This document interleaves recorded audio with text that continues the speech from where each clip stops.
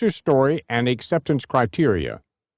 User story writing is a topic unto itself, but since it is a usual part of creating a product backlog, I will introduce the key concepts. User stories, the 3 R's. Although not a Scrum artifact strictly speaking, in industry each product backlog requirement is usually maintained in the form of a user story. A user story is a description of a requirement from a user's point of view. The idea is that delivering value to the user will result in high return on investment, and a great product. Therefore, a user story helps to give the whole Scrum team the correct focus. User stories are usually written on 3 by 5-inch cards, small enough to carry and pass around the team, but large enough to write a description and acceptance criteria on. User stories typically use the following convention. As a role, I want requirement, so that reason, that is, return on investment. I call this the 3 R's of story card writing. The role focuses everyone on what type of user the feature is aimed at. The requirement explains what the user should be able to do. The reason, ROI, explains what the value is to the user and therefore to the business. This third point is often overlooked, but in my experience it can add tremendous value and help the product owner to avoid adding useless features from a user's point of view to the backlog. If there are cases where the story description speaks for itself in the first 2 points, then the third can be omitted.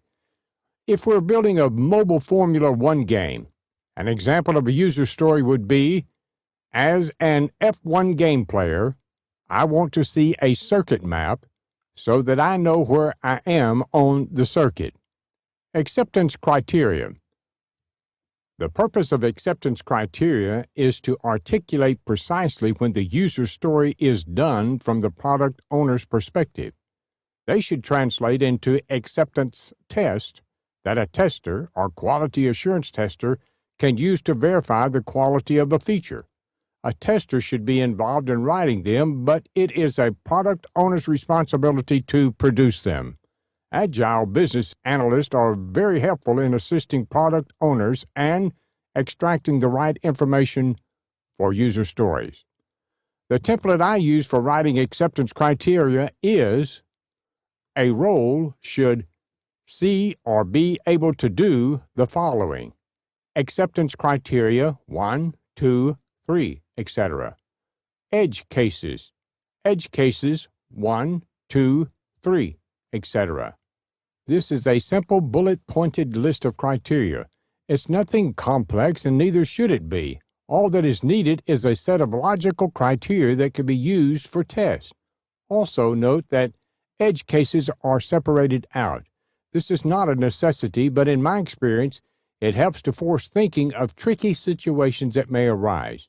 An example of writing acceptance criteria using this template is: an F1 game player should see a track that, as closely as possible, resembles the shape of the F1 track in the game, consists of a graphical circuit line that fits within a 3 by 5 proportioned box, has a small dot to represent the game player's car.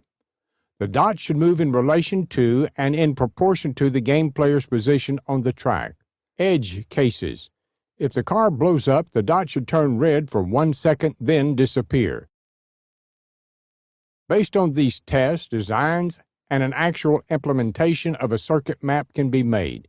Please note that the stories above assume that the designers and user interface designers will work with the team to fine-tune exact positioning, look, and feel. In the real world, teams will likely ask for clarification and some more detail where necessary.